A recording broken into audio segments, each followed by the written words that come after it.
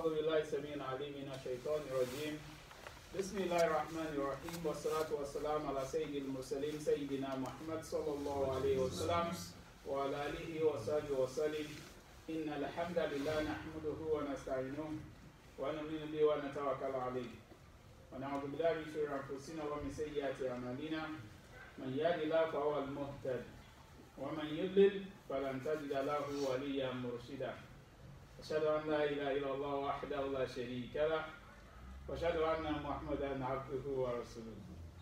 Brothers and sisters in Islam, Assalamu alaikum wa rahmatullahi wa barakatuh. I'm sure all of you prefer to be in a very nice, warm environment, probably even in your bed, sleeping right now. But you decided to come to JUMMAH. I say congratulations to you, because you will get a lot of rewards from Allah. And why do I say that? Allah subhanahu wa ta'ala said in the Quran, وَمِنَ النَّاسِ مَنْ يَشْرِي نَفْسَهُ ابْتِغَاءَ مَرْضَاتِ اللَّهِ وَاللَّهُ رَءُوفٌ بِالْعِبَادِ. That there are among men those who inconvenience themselves because they are seeking the good pleasure of Allah. You see, there are among men those who inconvenience themselves because they are seeking the countenance of Allah. And Allah said, Wallahu ra'ufun bil ibad. Allah is very kind to his devotees. So Allah subhanahu wa ta'ala is not unaware that this room is incredibly cold. It's very cold. But alhamdulillah, we are here for Jummah service. Why? Because Allah subhanahu wa ta'ala has mandated it on us.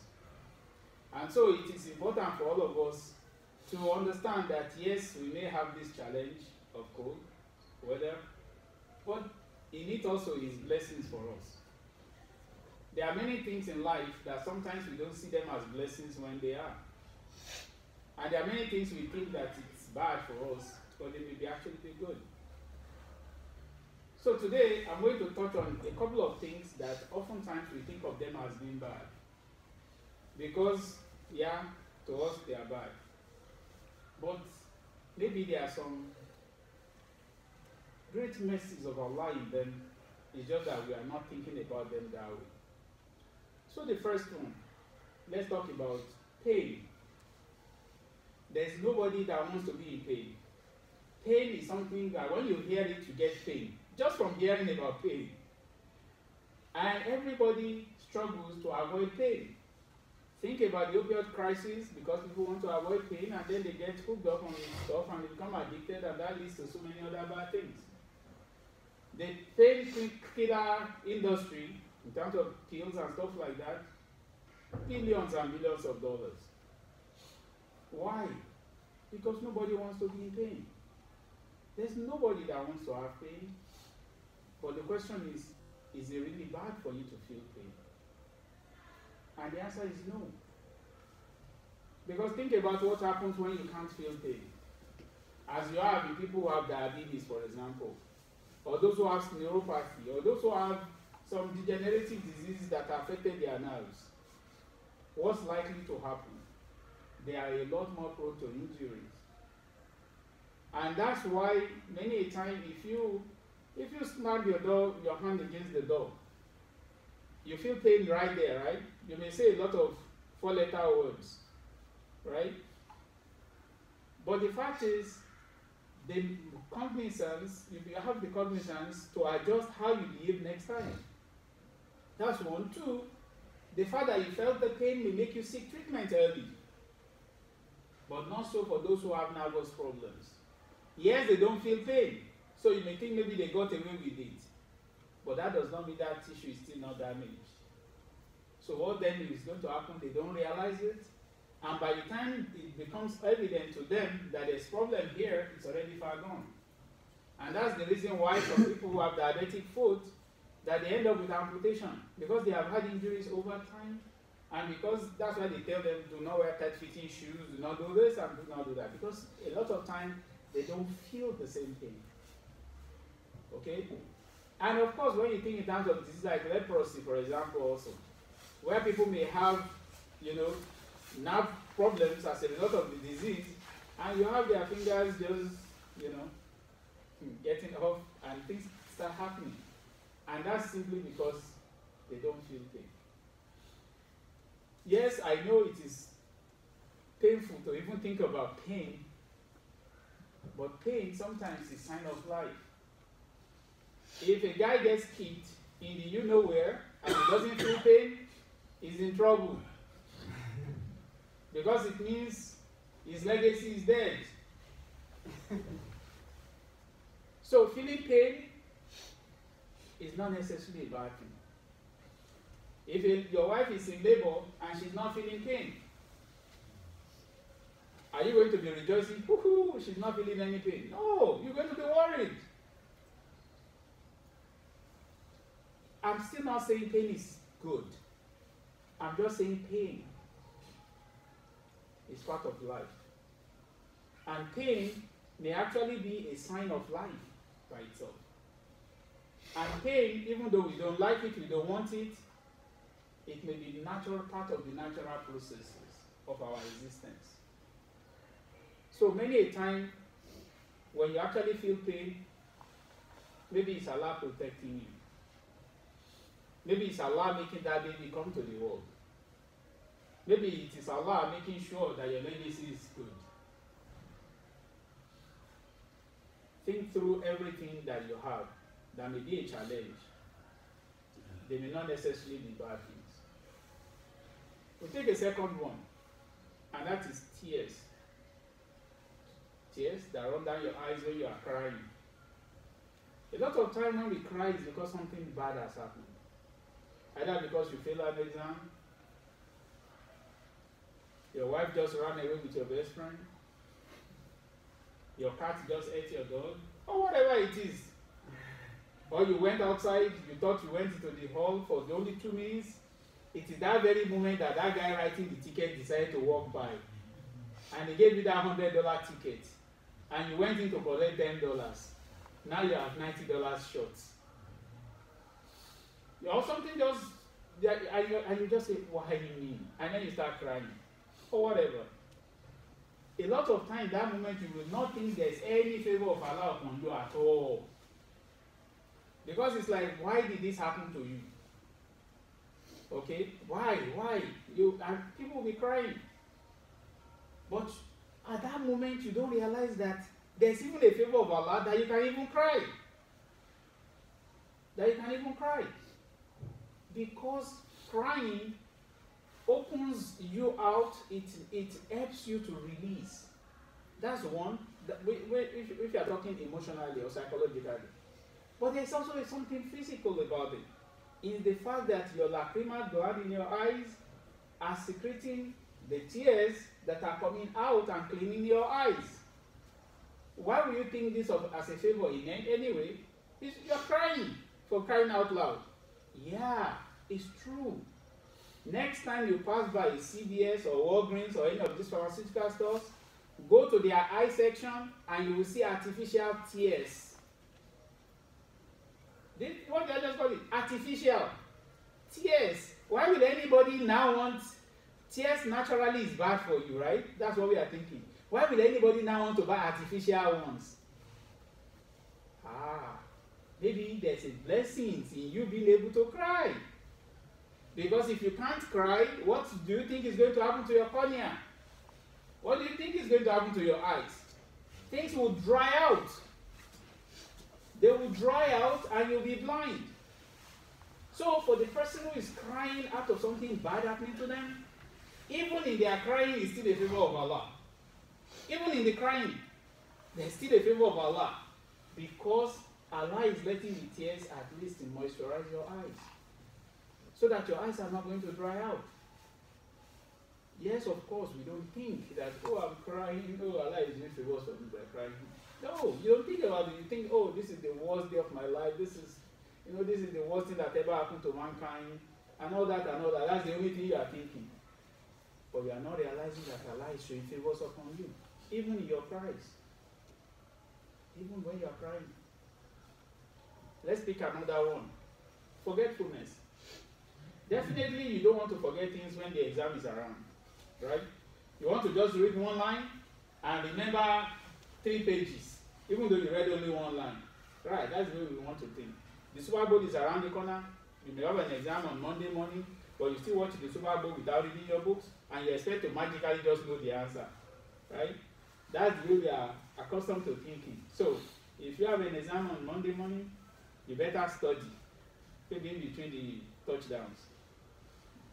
Anyway, but the fact remains the same. Forgetfulness, we always think of it as being bad. And that may be true, especially as we get older. Well, most of us are not getting older, so don't get any great ideas. But as we get younger in the opposite direction, we tend to forget more. And I'm not talking about people just developing Alzheimer's dementia or multi-infarct dementia or whatever is causing the dementia, you know. I'm talking about the natural progress of you not making new information easily or not retaining old information. That's why it's important to always challenge your brain by reading and doing tasks and stuff like that. But forgetfulness by itself can actually be a favor from Allah. It can be mercy from Allah. And in many cases, it's actually mercy from Allah. Think about it this way. If you have had a traumatic event, if you keep reliving it over and over again, is what people eventually define as the post-traumatic stress disorder. It means you are never breaking away that cycle of forgetting it and putting it away, you know, and disassociating your present life away from what has happened in the past. If you are unable to do that, it means those challenges will keep coming back to your consciousness and you will be reliving them over and over and over again. Do you really think if a woman keep remembering how painful labor was, you guys will be able to have 20 children? And for those of you who don't have 20, go for 20. You know, do you think anybody wants to have more than a child? Because I've never been pregnant before. I hope never to be, but it's painful. That's what they tell me, right? In many years of being a physician, I've been a physician now for 28 years plus. So it's painful. Do you expect anybody to want to go through pain over and over and over again? No. But as soon as the baby comes out and they give it to the mom, the mom is so happy. And when the baby starts running around, then they are telling the father, don't you think he needs another brother? The father is then is the one saying, no, wait, let's give him another 6 more years, right? And the mother who felt the pain is the one saying, he needs somebody to play with. But we don't think that then forgetting how painful it was is a favor from Allah. We don't think about it that way. But indeed, it's favor from Allah, it's blessing from Allah. That we go through traumatic events, and somehow with time we tend to forget how incredibly challenging they were. Yes, there are some forgetfulness that is not good for you, like if you forget where you left your key, okay, and then you need to go out, or you forgot your car key still in the car and then you lock the door, and then you need somebody to now help you find it 30 minutes later. So some forgetfulness may not be good for you, but it's not all forgetfulness that is necessarily bad. You have to always look at things in the context of what is happening. Shaitan can also make you forget. So we have to understand that. And then we read about that in Surah Al-Kahf, when Prophet Musa والسلام, was going with his companion, and the sign that they were supposed to have was the fish that they were carrying for their breakfast, and his fish for breakfast, in case I didn't emphasize that, which means the fish was dead for them to eat it for breakfast. The fish became alive, jumped in the water, and swam away. And his companion forgot to tell him. I mean, think through that. For many of us, if a dead fish come alive, we are going to run crazy to begin with. We're going to run away. You're going to shout at the world, I can't believe this. But the fish not only became alive, jumped in the water and swam away. And this assistant forgot. So when Prophet Musa now told him that Atina bring our breakfast, okay, because we have been on this tiring journey. And then he said, oh, I forgot to mention to you, oh, the fish became alive and he jumped out. Excuse me? See, that's the way we would think, right? But then he explained, he said, it's shaitan that made me forget. Okay, so you can have that analysis in terms of what you forget and what Allah subhanahu wa ta'ala made you forget in terms of mercy to you. So do not say, oh, I forgot my Salatul Zuhr. It doesn't work that way. Okay? You have to make sure that things that are important to connect you to Allah, you don't forget those. Oh, I forgot it is Ramadan today. Okay, if it is that you've eaten, the Prophet said Allah fed you. That does not mean, well, now that I've forgotten, just breakfast and eat lunch. It doesn't apply that way, right?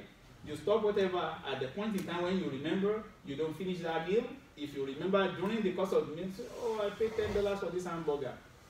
You're still not going to eat the rest. You can save it for your iftar, right?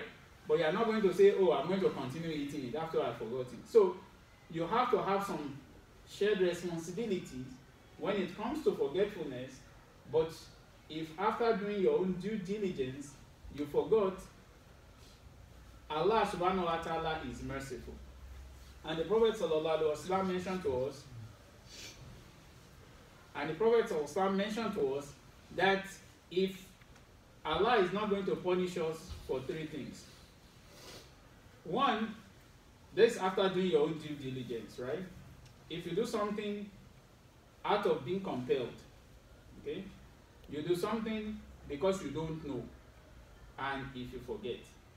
See, so you can see even from that hadith that Allah subhanahu wa ta'ala is very merciful to us.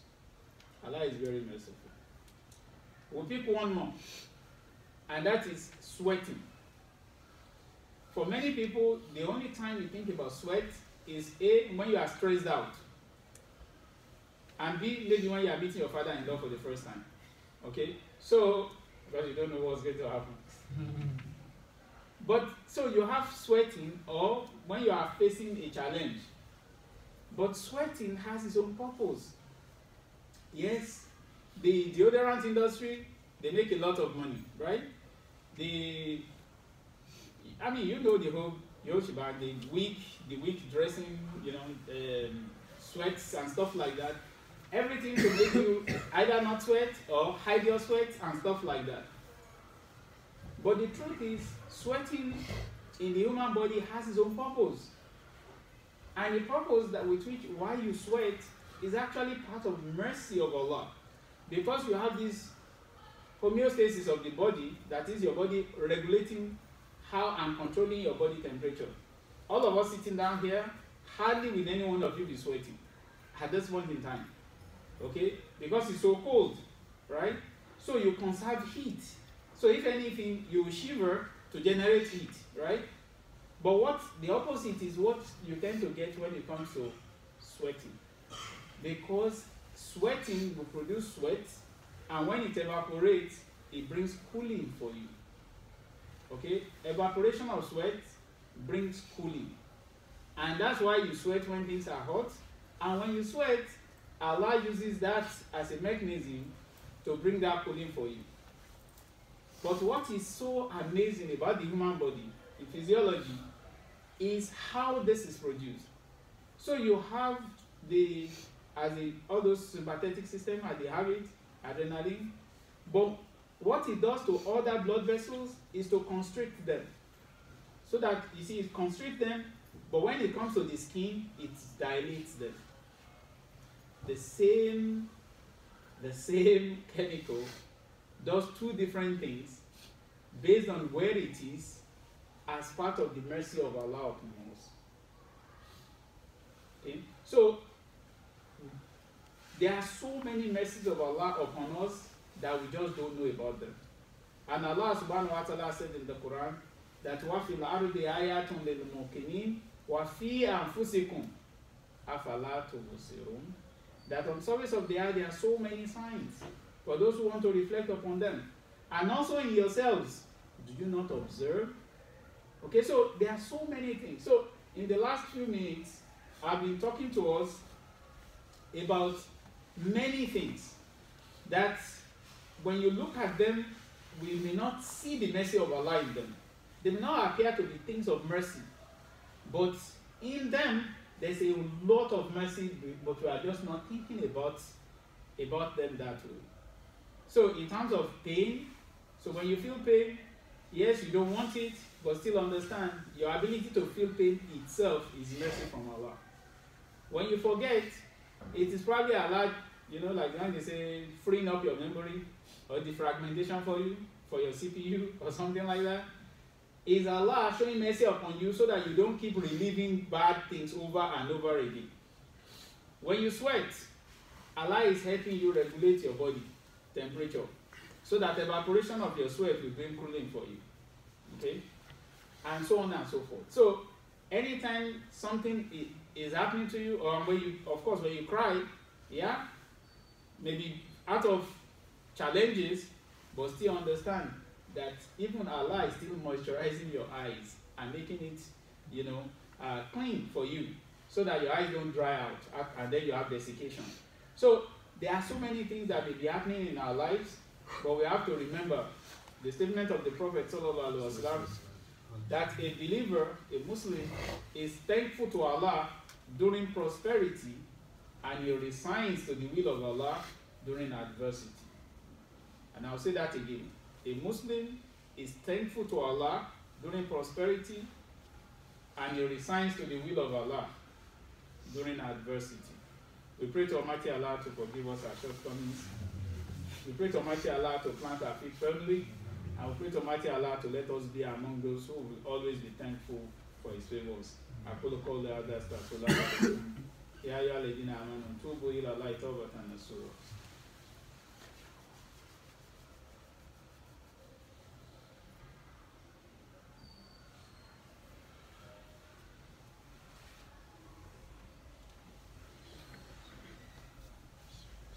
أعوذ بالله من الشيطان الرجيم بسم الله الرحمن الرحيم إن الله وملائكته يصلون على النبي يا أيها الذين آمنوا صلوا عليه وسلم تسليما اللهم صل على سيدنا محمد وعلى آل سيدنا محمد كما صليت على سيدنا إبراهيم وعلى آل سيدنا إبراهيم وبارك على سيدنا محمد وعلى آل سيدنا محمد كما باركت على سيدنا إبراهيم وعلى آل سيدنا إبراهيم في العالمين إنك حميد مجيد. Alhamdulillah, alhamdulillah, alhamdulillah, rabbil alameen. Indeed, the weather is very cold outside.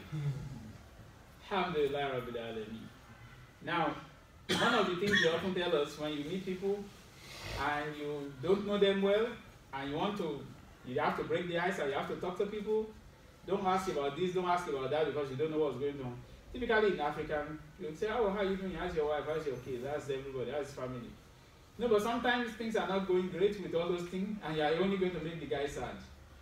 But one thing everybody agrees upon that never makes anybody sad is when you talk about the weather. Because when you talk about the weather, you are not going to offend anybody. Because everybody is affected by the weather if you are in the same place, and nobody is going to be accountable for it. Outside is very cold. It's actually snowing, right? But there is a lot of challenges that come with that. But why am I talking about that specifically? It's about niyyah of what happens. And the realization that Allah subhanahu wa ta'ala can force us to obey Him if He wanted to. And there is no point in time that is better illustrated than right now. Did you guys pay any attention to the fact that when you look around you, you think there are so many Muslims wearing the hijab and niqab all the place right now? See, you have many people covering their head, covering their faces, covering everywhere. You know, that you even say salam alaikum only to realize that they are not Muslims, right?